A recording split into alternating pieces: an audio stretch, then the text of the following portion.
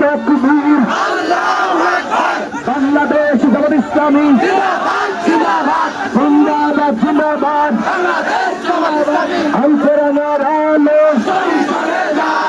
সংসদে জালো, আবু সাইদ মুগ্ধ শেষ হয়নি যুদ্ধ, আবু সাইদের রক্ত এই তাকবীর। আমাদের প্রতীক আছে, মুসলমানদের প্রতীক আছে, কোন সে প্রতীক? আরো জোরে সবাই বলো, মার্কাটা কি?